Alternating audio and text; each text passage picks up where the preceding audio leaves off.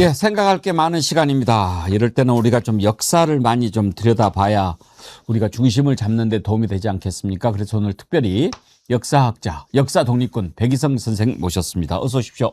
안녕하십니까. 잘 계셨어요? 예. 그동안 책 쓰시느라고 바쁘셨군요. 아, 예. 뭐, 오늘 책도 새로 쓰고. 펴낸 책은 예. 진보를 위한 한번 현대사 줘보세요. 수업입니다. 진보를 위한 현대사 수업. 예. 그렇습니다. 민주주의 시대 우리가 가장 먼저 들어야 할. 예. 그래요. 진보를 위한 현대사. 네. 우리가 그 역사적으로 뭐에 대해서 좀 공부를 해야 되는데 예. 역사를 모르면 엉터리 역사한테 우리가 밀리잖아요. 네, 그렇습니다. 네. 우리가 오늘 아침에도 제가 유튜브 쇼츠를 보다가 예. 그 연세대학교의 총학생 회장이 김민수 씨라는 분인 것 같은데 예. 그분이 내란 청산도 해야 되고 우리가 뭐 이 선관위의 이 부정 소위 말해가지고 투표용지 부족 사태 이런 것도 다 같이 해결해야 된다라고 하니까 그 자유대학의 소위 리박스쿨 애들이 와가지고 아니 왜 무슨 근거로 계엄청산을 얘기하느냐 뭐 지금 현직 대통령이 내란을 일으킨 거 아니냐 뭐 이러면서 시비를 걸어요. 예. 그런데 그 사람들을 제어할 수가 없습니다. 왜냐하면 우리가요 모르기 때문에 그렇습니다. 그러죠. 아니라는 건 아는데 딱히 뭐라고 대꾸를 못 하는 거예요. 근데 그 사람들은 신념을 가지고 밀어붙이거든요. 그럴 때 이제 제가 생각한 게 뭐냐면 이럴 때 팩트를 가지고 우리가 반박할 수 있다면 얼마나 좋을까? 예. 팩트를 가지고 반박할 수 있다면 얼마나 좋을까? 먼저 리박스쿨이라고 하는 거에 앞에 리자를 먼저 반박할 수 있다면 예. 얼마나 좋을까? 그래서 제가 이승만에 대한 책을 쓴 겁니다. 아, 이게 사실은 이승만에 대한 예. 책이라고 볼 수 있군요. 예, 그렇습니다. 예. 리박스쿨이 이승만, 박정희 지금 그 얘기 아니에요? 예, 그렇습니다. 근데 우리 국민 대다수가 이승만에 대해서 잘 모르니까 예. 일방적으로 지금 리박스쿨 얘기하는 것에 사람들이 지금 넘어가는 게 많잖아요. 네, 그렇습니다. 그러면 이 책은 이승만 책이다 이렇게 볼 수 있습니까? 네, 그렇습니다. 어떤 점에 천착하셨습니까? 예, 1919년 4월 11일 날 대한민국 임시정부 국무총리로 처음 이승만이 등장합니다. 뭐 그전에도 있었지만 처음 공식 부분에 등장하는 거는 그렇고 그 다음에 이제 그러고 나서 쭉 세월이 흘러서 대통령으로 임명되고 뭐 이렇게 뭐 탄핵되고 뭐 이러면서 1960년 4월 26일 날 하야하죠. 예, 4.19 혁명에 의해 가지고요. 하야하는데 요 세월들을 제가 덮어본 거. 예. 소위 말해가지고 하나하나 뜯어본 거죠. 과연 이승만의 탄핵은 정당했는가? 1925년도에 처음으로 탄핵된 대통령이 이승만이 맞는가부터 시작해가지고 어떻게 됩니까? 또 농지개혁은 정말 우리나라의 경제 발전에 도움을 줬는가? 그 다음에 한미상호방위조약은 우리 민중들의 삶에 정말 도움을 줬는가? 이런 것들 하나하나 다 팩트로 말 그대로 조져버린 책입니다. 예. 이승만은 탄핵은 아니고 하야지요. 예. 물러난 거죠. 탄핵은 이승만이 임시정부 때 최초 탄핵을 당했고 그 다음이 1960년에 하야를 했습니다. 이미 탄핵을 한번 겪었거든요. 임시정부에서. 예, 그때는 그렇습니다. 뭐 때문에 탄핵됐습니까? 너무 무능해서 아무런 활동도 하지 않고 임시정부의 그 중국 상하이에 있는 임시정부에 자금을 보내야 되는데 자금도 보내지 않고 자기가 다 가지고 있고 이러다 보니까 도저히 못 견딘 임시정부의 임시의정원, 지금의 국회죠. 국회에서 정당하게 탄핵을 했습니다. 근데 그런 자가 어떻게 초대 대통령이 됐습니까? 탄핵된 거를 하지 정부하고 하지의 미군정 장관하고 그 다음에 이승만 대통령이 은폐하고 당선된 것이죠. 예. 그러니까 결국은 국민들이 그런 내용을 잘 몰랐던 거죠. 몰랐습니다. 그러면 이승만은 결국은 미군정이 세운 대통령이다 이렇게 그렇습니다. 봐야 되는 거 아닙니까? 예, 그렇습니다. 그런데 왜 지금 와가지고 이승만을 재평가하자라고 그 극우 세력들이 이승만 추앙에 열을 올립니까? 말 그대로 이제 북한 김일성이라고 하는 아주 거대한 악에 대항해서 그 이승만이라고 하는 사람이 초대 우리나라 대통령이 됐으니 그 은혜가 상당하다라는 것이죠. 그런데 저도 이 부분에 대해서는 제가 극우 유튜브 채널에서 뭐 말하기를 우리나라가 세워진 것에 대해서 감사하지 않느냐 이런 말을 저한테 해요. 아니 저는 우리나라가 세워진 것에 대해서 감사합니다. 그런데 우리나라가 세워져서 이만큼 발전한 거는 우리 민주 시민들이 4.19 혁명 및 5.18 광주민주화 항쟁 등을 거쳐서 쭉 오는 이 모든 민주화 운동의 산물인 것이지 절대 이승만이라는 개인의 업적이 아닙니다. 이승만이라는 사람은 오히려 그런 민중의 에너지를 계속해서 꺾어왔던 사람입니다. 그래서 그 역사를 그대로 제가 담았는데 극우 세력들이 반발하는 논리는 이승만이 그 민중을 억압하지 않았고 사실상 공산주의자들을 그 소위 말하는 빨갱이들을 처단한 것이기 때문에 이거는 공로로 봐야 된다라는 희한한 논리를 펼치고 있습니다. 리박스쿨이 이승만을 지금 추앙하는 게 바로 그 논거입니까? 네, 그렇습니다. 그런 것들을 근거로 제시할 수 있는 업적이 있습니까? 근거로 제시할 수 있는 업적이라는 게 그런 거 아니겠습니까? 뭐 한미상호방위조약, 그 다음에 농지개혁. 그런데 그런 것을 그 제대로 한 번만 들여다보면 얼마나 뻘소리인가를 알 수 있습니다. 이게 말도 안 되는 얘기거든요. 그런데 그런 것들을 가르치지 않는 것이죠. 우리가 중고등학교에서 역사를 배울 때에 현대사 파트는 항상 마지막에 가면 야 시간 없다. 제껴. 야 이거 시험에 안 나와. 제껴. 이렇게 하고 넘어갑니다. 그런데 그 넘어가는 그 내용도 이승만에 대한 찬양 일색입니다.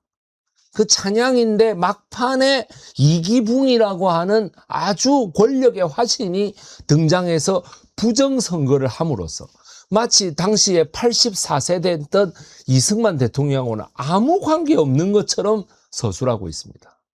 이승만은 결국은 이제 부정선거로 국민들의 신임을 잃고 물러나게 된 것 아니겠습니까? 예, 그렇습니다. 그때는 부정선거와 관련해 가지고 확실한 근거가 있었습니까? 근거가 있었습니다. 최인규라고 하는 내무부 장관이 주도해가지고, 내무부 장관이 지금으로 말하면 행정안전부 장관이죠. 그 내무부 장관이 주도해가지고 1959년 10월 달에 이미 각급 그 소위 말하는 시도지사, 군수, 시장 이런 사람들하고 다 같이 모여서 무려 뭐 300가지인가의 이 부정선거 매뉴얼을 작성합니다. 모여가지고 일주일 동안 그렇게 작성을 해서 내린 그 부정선거 비가 지금 경기도 남양주에 있습니다. 예, 그 비가 있다니까요. 그 1번부터 300번까지 쫙 하는 그런 거를 한 번도 교육받지 못했다는 것이죠. 분명히 존재하는데 사람들이 없는 줄 알아요. 예, 그렇게 생각하시면 되겠습니다. 그러면 지금 나오는 부정선거하고 그때 당시 부정선거하고 어떻게 연관을 지어야 되겠습니까? 지금 나오는 부정선거는 정확하게 말하면 부정선거가 아니라 투표용지 부족입니다. 아니 그 전부터 부정선거 얘기가 계속 나오잖아요. 예. 왜 그런 얘기가 나왔을까요? 그거는 소위 말해서 제가 부정선거론자 한 분하고 제가 아는데 예. 그분이 제가 저 국회에서 비서관 했을 때 똑같이 비서관을 했거든요. 예. 그 뭐 뉴스에도 자주 나오고 그래 합니다. 그런데 그분의 논리를 제가 그 전한길 씨하고 그 이준석이하고 같이 그 토론하는 거 제가 다 봤거든요. 예, 뭐라고 하는가 싶어서 다 봤는데 그분이 하는 건 그거예요. 아니 뭐 사전 선거를 해가지고 소위 얘기해가지고 이제 찍고 나서 옮길 때에 바꿔치기 하면 어떡하느냐. 그런 일은 없다. 아니 있으면 어떡하느냐. 이런 식이에요. 그러니까 그것은 선관위 시스템 자체에 대한 그 불신이 마음속에 자리 잡고 있기 때문에 저같이 신뢰하는 사람들은 받아들이기가 힘들죠. 그런데 요번에 투표용지 부족 사태는 입이 100개라도 할 말이 없는 선거관리위원회의 명백한 실책입니다. 역사자시니까 역사적으로 이런 것을 어떻게 보시는지 궁금해서 좀 몇 가지 여쭤보고 싶은데요. 네네. 윤석열이 부정선거 얘기를 계속하지 않았습니까? 예. 그리고 대통령 권한대행까지 했던 황교안. 뭐 이런 사람들이 예. 부정선거 얘기를 계속 하는데 예. 국가의 모든 정보를 취합하는 그런 자리에 있는 사람들이 네네. 부정선거를 이야기를 하니까 네. 그냥 몽매한 국민들은 야 그래도 대통령까지 했고 대통령 권한대행까지 했던 사람인데 네네. 아무런 근거 없이 아무런 정보 없이 얘기하겠어? 네. 이렇게 생각할 수 있지 않습니까? 왜 이자들은 이런 주장을 한다고 보십니까? 자기들의 권력을 계속 유지하고 그 유지하는 방법이 상대의 권력의 정통성을 무너뜨려야 되거든요. 그러니까 이렇게 계속 무너뜨리다 보면 언젠가는 우리 세상에 올 것이다. 이렇게 계속 무너뜨리다 보면 언젠가 우리 세상에 올 것이다. 이런 계산에서 발생되는 게 아닐까요? 예. 자기의 권력을 세우는 방법은 자기가 잘해서 권력을 갖는 것도 있겠지만 상대를 계속 욕해가지고 사람들이 그런가? 여러분 옛날에 그 나치의 히틀러의 선전상 괴벨스가 하는 말이 있지 않습니까? 거대한 거짓말을 5번 반복하면 사람들이 믿게 된다라는 거죠. 아, 그런가 보다. 저 정도 되는 사람이 그래 얘기하는데 뭐. 라고 생각하는 것이 크다라는 것입니다. 예. 또 하나 궁금한 것은 부정선거 주장하는 자들은 왜 성조기를 들고 나옵니까? 한미 상호방위 조약에 예. 그 한국과 미국에서 서로 이 국채의 위협이 될 정도의 위협에 처하면 자동 개입한다라는 낭설이 퍼져 있기 때문에. 아, 낭설입니까? 네, 낭설입니다. 그것은 자동 개입이 아니고 정세를 보고 판단하는 것이죠. 북한이 우리나라를 쳐들어왔을 때 그런 일이 벌어져서도 안 되겠지만 북한이 우리나라를 쳐들어왔을 때도 미국은 자동 개입하느냐 안 하느냐를 가지고 지금도 헌법상의 논쟁이 일어나고 있습니다. 그런데 지금은 자동 개입하는 거죠. 왜냐하면 주한미군이 와 있으니까요. 근데 이제 잘 생각해 보시죠. 중국이 타이완을 쳐들어갔을 때 우리나라가 자동 개입하느냐? 그건 아닙니다. 우리나라가 뭐 타이완에 미국 뭐 한국군이 가 있습니까? 그건 아니거든요. 예. 그런데 거기 일본은 다르다. 일본은 그 타이완 바로 앞에 요나구니 섬이라는 곳에 지금 일본 영토이기 때문에 그 영토를 보호하기 위해서라도 자동 개입한다라는 것이죠. 따라서 대만 유사, 일본 유사, 그 소위 말해가지고 다카이치 일본 총리가 그렇게 얘기하지 않았습니까? 그거나 마찬가지죠. 예. 다시 처음으로 돌아가서 예. 리박스쿨의 그릇된 역사인식 주입이 결국은 나라를 불행하게 만들 수 있다라고 하는 걱정에서 이 책을 쓰셨다라고 예. 하셨는데 리박스쿨의 하는 집 가운데 어떤 점을 가장 우려하셨습니까? 말 그대로 이스라엘기 들고 나오고 아, 성조기 들고 나오고 중국 애들 다 나가라 하는 그런 부분은 우리나라가 역사가 이미 지금 6.25 전쟁이 끝난 지가 73년이 넘었는데 아직까지도 그때에 머물러 있다는 것이죠. 우리나라는 이미 전 세계에서 가장 못 살던 그때 나라가 아닙니다. 우리나라는 전 세계에서 6번째로 잘 사는 나라입니다. 따라서 이제는 우리나라가 대외관도 더 이상 못 사는 나라가 아니라 6번째로 잘 사는 나라에 우리가 들어가야 된다.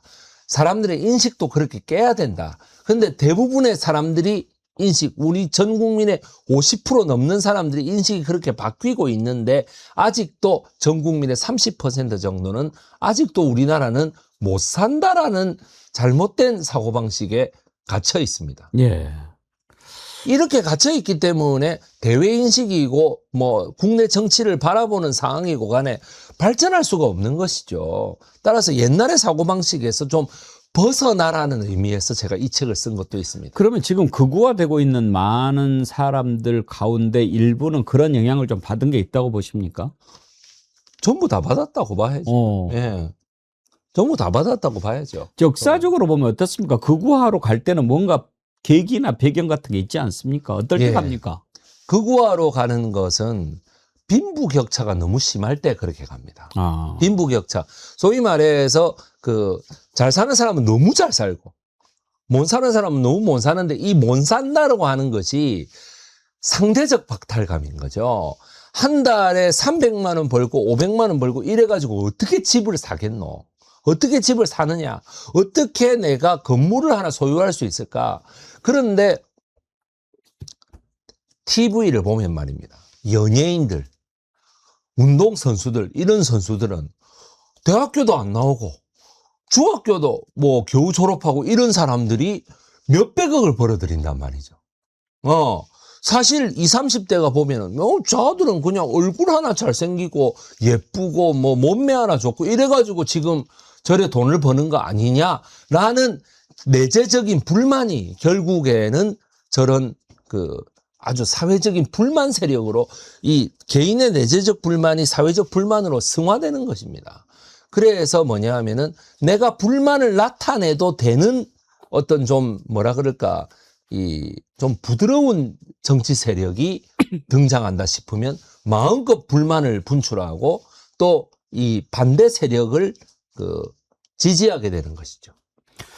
이승만에 대해서 이렇게 저렇게 평가가 다른데 가장 큰 이유는 잘 모르니까 그런 부분들이 있을 거 아닙니까? 네네, 잘 모르니까. 그러면 이제 네. 진보를 위한 현대사 수업인데 일단 우리가 이승만에 대해서 알아야 되면 몇 가지를 좀 정리를 해 주십시오. 우리가 이승만에 대해서 잘 몰랐던 거 뭐를 고르셨습니까? 예, 잘 몰랐던 거. 예. 일단은 농지개혁입니다. 농지개혁. 예, 이거는 한동훈 당시 법무부 장관이 예. 건국전쟁 영화에 출연해가지고 결국에는 농지개혁이야말로 우리나라 경제 발전의 산업화, 소위 말하는 이승만의 농지개혁이 있었기 때문에 박정희 대통령의 산업화도 가능했다. 예, 예. 이래 얘기하는데 아닙니다. 헛소리입니다. 그거는 역사를 모르는 사람의 이야기입니다. 바로 직후에 뭐 책을 보시면 더 잘 아시겠지만은 그 바로 직후에 벌어졌던 국민방위군 사건이라는 게 있습니다. 예. 국민방위군 사건에서 그 뭐죠? 예, 국민방위군 사건이 우리 옛날에 어르신들이 국군을 얘기할 때 그냥 국군 이렇게 얘기 안 합니다. 반드시 국방군. 국방군. 예. 예, 국방군, 국민방위군의 말이죠. 바로 1950년 우리가 1사 후퇴와 12월 23일 날에 빅토리 메르디스호의 흥남 철수를 계기로 해가지고 중공군이 다시금 밀고 내려오지 않습니까? 이때에 이승만 대통령과 그 내각에서 결정을 하나 하게 되죠. 뭐냐면 우리 젊은이들이 그대로 있을 경우에 중공군과 이 북한군에 다 징용이 될 것이다. 예. 징병이 될 것이다. 따라서 모두 다 우리가 선발해가지고 우리가 쓰자. 우리가 이 병력을 쓰자라고 해가지고 모든 서울 지역, 경기도 북부 지역에 있는 모든 젊은이들에게 다 부산의 구포역으로 내려가라 이래 얘기합니다. 부산의 구포역으로 내려가라. 요번에 부산 북갑에서 당선됐지 않습니까? 한동훈. 이것도 참 너무나 이 역사적 사실을 모르기 때문에 이래 이제 소위 말하는 그 구포역으로 내려가는 그 와중에 우리가 군인들이 뭐가 필요합니까? 전쟁을 안 하는 군인 아닙니까? 이 지금 후퇴가 내려가는 군인이니까 옷이 필요하고 군복이 필요하죠. 군복이 필요하고 그다음에 밥이 필요하죠. 예. 새끼 먹을 밥. 그런데 이 밥도 주어지지 않고 옷도 주어지지 않아서 거의 거짓대가 돼가지고 내려갑니다. 이게 조정래의 태백산맥에 아하. 잘 묘사되어 있습니다. 그러면 이 예산이 다 어디로 갔느냐? 국방부 장관 신성모 그리고 그 실무자인 소장 김윤근에 의해 가지고 신성모하고 예. 김윤근은 장인 사위사입니다. 마이크 줄을 조금 손 안에다 넣고 잠깐만요. 예. 예. 네. 예. 장인 사위사입니다. 뭐 그보다 더 가까울 수가 없지 않습니까? 그 사람들에 의해서 자그마치 얼마가 횡령됐는지 아십니까? 얼마나 됐어요? 144억입니다. 그때 당시에. 지금 가치로 환산한 게 아니고 그때 가치로 144억. 와. 지금으로 치면 거의 2천억 가까운 돈입니다. 더 될 수도 있어요. 예. 그런 돈을 횡령해서 어디다 썼느냐 하면 이승만이 1952년도에 대통령 직선제를 하는데 그 직선제라는 게 뭐야? 전 국민한테 다 밥 사고 해야 되는 거거든요. 그 돈으로 다 썼다는 거죠. 그게 농지 개혁을 하고 나서 임시 토지 취득세를 거두어 가지고 다 횡령한 금액이 되겠습니다. 그것만 해도 이승만은 전혀 역사적으로 재평가받을 아무런 역사적 공로가 없는 사람입니다. 따라서 많은 사람들이 역사학자 전유관 씨, 소위 전한길 씨 이런 사람들이 전유관과 전한길은 같은 사람입니다. 본명이 전유관이고. 그래 이제 이 사람이 하는 말이 모든 역사에는 공과 과가 있다. 아닙니다. 이승만은 과만 있습니다. 공은 없습니다. 예. 농지개혁이라는 것은 더군다나 우리나라에 1949년도에 대통령 거부권 1호 법안입니다. 그 법안이. 거부권을 행사했습니다. 죽산 조봉암 선생이 밤을 새워서 마련한 농지개혁안을 거부했습니다. 그런데 왜? 국회에 모두 장악하고 있던 국회의원들이 지주 세력들이기 때문에 그래요. 그 지주 세력들이 모두 다 반대했거든요. 토지 유상몰수, 유상분배인데 이 유상몰수를 더 비싸게 받고 몰수해야 된다. 그리고 더 길게 갚게 해야 된다라는 걸 가지고 반대했단 말이죠. 그래서 이승만이 결국에는 조봉암 선생 편을 들어준 게 아니라 국회의원들 편을 들어준 것이죠. 그래서 거부권을 행사한. 그런 그 두 가지 측면에서 농지개혁은 완전 뻥이다 이 말이죠. 그 다음은 어떤 문제가 있습니까? 예, 그 다음에는 한미 상호 방위 조약. 예, 이 두 개, 이 농지개혁과 한미 상호 방위 조약이 우리나라 극우 세력들, 특히 리박스쿨들이 가장 주장하는 이승만의 공적이죠. 그런데 어떻게 돼? 이건 아닙니다. 한미 상호 방위 조약은 농지개혁은 앞에서 제가 얘기했으니까요. 한미 상호 방위 조약은 말 그대로 한미 상호 방위 조약을 체결한 건 맞는데 그걸 맞는데 어떻게 되냐면은 그 이후에 그 조항 안에 우리나라의 영토를 미군이 달라고 하면 줘야 된다라는 주장이 있습니다. 그래서 뭐냐면은 동두천에도 그렇고 의정부에도 그렇고 인천에도 그렇고 군산에도 그렇고 부산에도 그렇고 대전에도 그렇고 대구에도 그렇고 5만 대에다가 다 미군 기지가 있었어요. 미군 기지가 있다 보니 그 부수적으로 어떤 피해가 생겨났느냐? 기지촌이라는 문제가 생겨요. 기지촌. 기지촌에 그 있던 사람들이 뭐냐 하면은 다 우리나라 여성들. 우리나라 여성들이 모두 다 소위 말하는 미군의 위안을 주기 위한 컴포트 워먼, 소위 말하는 일본군 위안부처럼 미군 위안부가 됐던 거죠. 이 숫자가 자그마치 당시 전체 여성 1,000만 명 가운데 약 40만 명에 해당되는, 이 전체 여성 1,000만 명에는 나이가 50이 넘은 사람도 있고 나이가 20이 안 된 사람도 있지 않습니까? 그러면 16살에서 35살까지의 모든 우리나라 여성들이 거의 절반 가까이가 기지촌 여성이 됐다라고 해도 과언이 아닙니다. 예. 이런 폐해를 두고 어떻게 한미 상호 방위 조약이 성공한 조약이라고 얘기할 수 있습니까? 그래서 어떻게 돼? 이 기지촌 여성이 있으면 필연적으로 생기는 게 혼혈아 문제거든요. 혼혈아가 너무 많이 생겨서 그때 이승만이 뭐라고 했느냐 하면 혼혈아 문제는 소위 말해서 일민주의, 한 국가에는 한 민족만 할 수 있다라고 해서 혼혈아들을 전부 다 미국이나 캐나다로 강제 입양을 시킵니다. 책임질 일을 한 미군들에게는 아무런 책임을 묻지 않고 우리나라 여성들에게는 강제적으로 그 애를 떼가지고 강제 입양을 시켜버리는 거죠. 그 입양을 시키면서 소위 말해가지고 돈을 받겠죠. 수수료를 받고. 이런 식의 만행을 저지른 한미 상호방위 조약에 대해서 우리가 무조건 이승만의 공적이다라고 얘기하는 것은 저는 절대적으로 반대합니다. 예. 이승만이 물러난 지가 60년이 지났는데 예. 그 뒤로도 수많은 민주정부들이 들어서고 또 역사 평가도 하고 그랬는데 예. 그게 완전히 지금 말씀하신 것들이 드러나고 검증되고 그랬을 것 같은데 예. 지금에서야 그런 말을 우리가 듣게 되고 아직도 추정하고 있는 사람들이 있는 것을 어떻게 봐야 할까요? 1946년도에 친일파 청산이 미진하다는 이유로 문일민이라는 독립투사가 예. 그 하지군정청 앞에서 할복 자살함. 자살을 시도했는데 자살을 결국 못하고 할복만 했어요.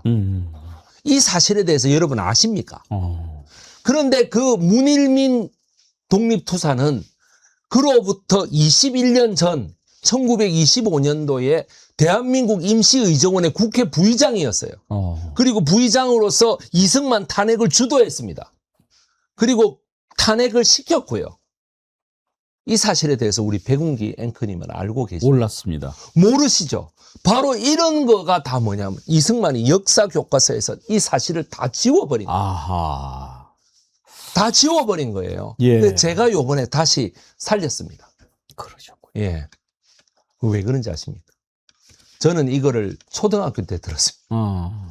우리 할머니께서 1946년 그 문일민의 할복 자살 현장에 아하. 예, 제가 할머니가 계셨습니다. 할머니가 원래 여운형 예, 선생님. 여운형 선생 정무비서관. 예, 그러셨다고 예. 했죠. 그때 예. 할복 자살까지 할 줄은 모르고 갔는데 갑자기 할복 자살을 하는 바람에 깜짝 놀래가지고 병원으로 빨리 이송했다고 합니다. 그래가지고 막 우리 할머니가 이거 도저히 야 겁이 나서 못 해먹겠다라고 우리 생각했던 백이성 거죠. 선생님이 예. 역사학자가 되신 것도 아마 할머니 영향이 꽤 큰 것 예, 같아요. 그죠. 네, 할머니께서 반드시 역사의 양심을 전달하라는 예. 그 뭐 아무도 안 받아주시겠지만 어쨌든 간에 그런 그 할머니께서 유언을 남기셨기 때문에 예, 제가 이렇게 역사 강사로서 역사 독립군으로서 유튜브도 운영하고 이렇게 하고 있습니다. 예. 그러니까 역사를 확실히 아는 것이 너무나도 중요한데 예, 예. 지금 이제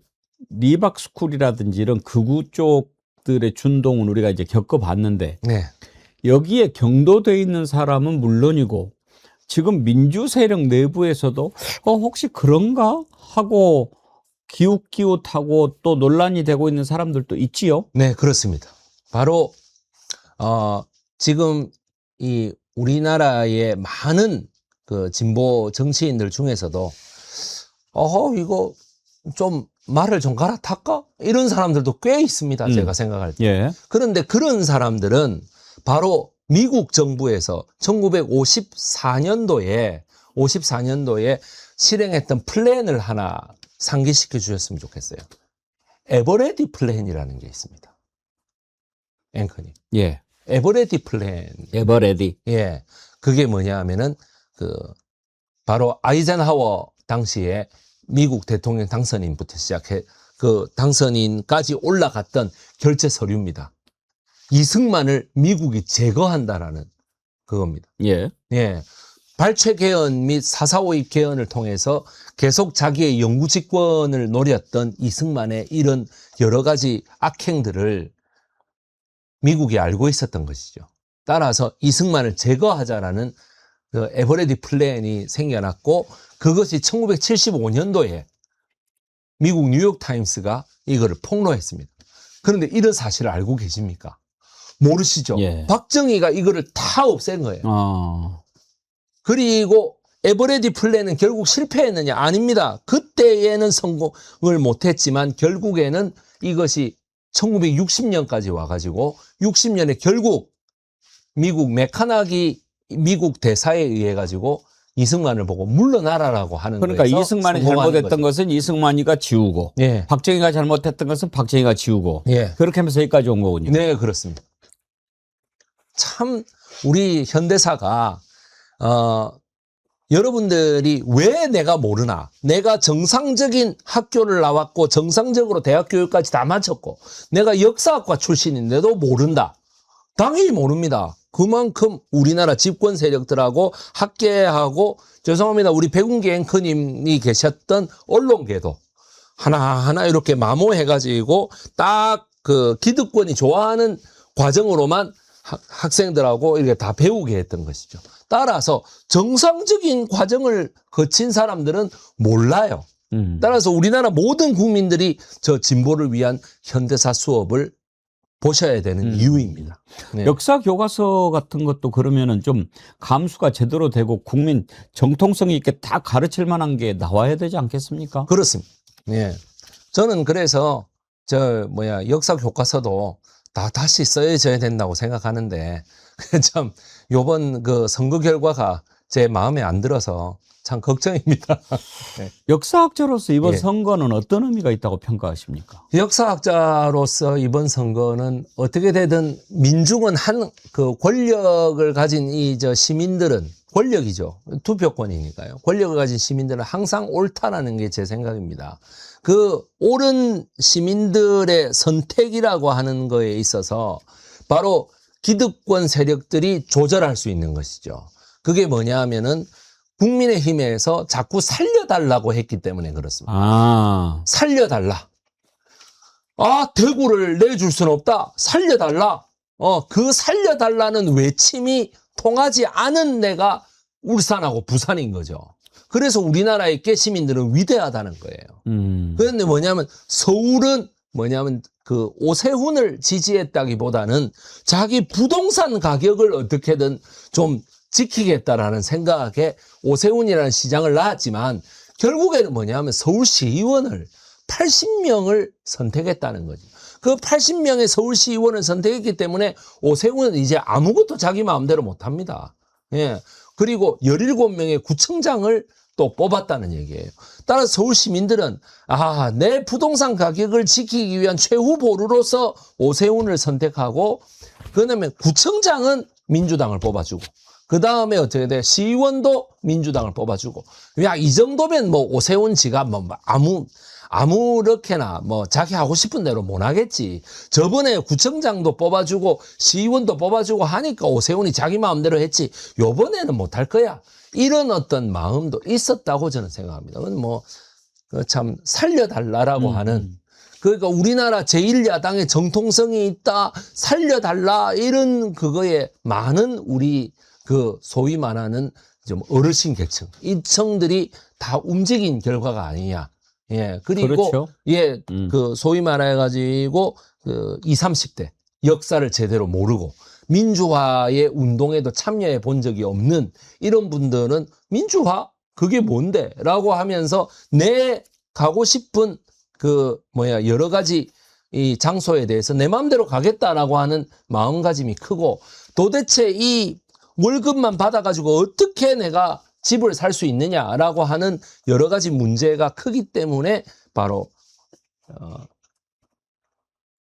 오세훈을 찍고 성남시장도 신상진을 찍고 살려달라고 했으니까. 용인시장도 이상희를 찍고 아마 이렇게 되지 않았나 저는 그렇게 생각합니다.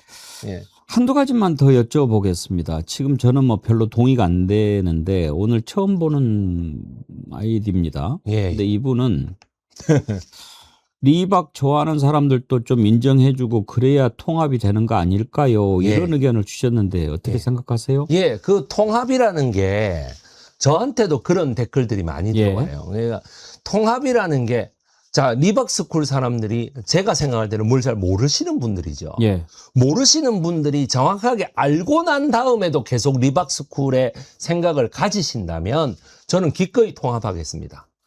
그걸 하기 전에 민주시민이라는 것은 자 19살이고 대학 교육을 마쳤기 때문에 나는 더 이상 교육을 안 받아. 아닙니다. 교육은 평생 받아야 되는 겁니다. 따라서 뭐냐 하면은 저 같은 사람이 책을 쓰고 역사 강의를 하고 유튜브를 하는 이유도 바로 그런 데 있습니다. 나이 드신 어르신들도 제 책을 보셔야 되고 또 그다음에 근데 안 보기 때문에 문제가 되는 것이죠. 따라서 뭐냐면 제 책도 보시고 자 리박스쿨에서 나온 책도 보시고 하신 다음에 또 그 생각을 계속 가지고 계신다면 저는 기꺼이 통합하겠습니다. 예. 지금 이제 내란 청산이 진행이 되고 있지 않습니까? 그런데 예. 이번 선거 끝나고 이렇게 막 또 한 번에 뭔가 출렁거림이 있으면서 약간 역사의 발전이 좀 주춤하는 그런 느낌이 네, 좀 그렇습니다. 있습니다. 이 부분은 나중에 현대사에서 어떻게 정리가 될 거라고 생각하십니까? 아니 그런데 정원호 후보가 오세훈 후보에게 지고 이런 그 민주당이 그 전체적으로 기초자치단체장도 119군데밖에 차지를 못하고 국민의힘이 95군데 이렇게 차지하고 이런 거 저도 다 뉴스를 통해 봤는데요.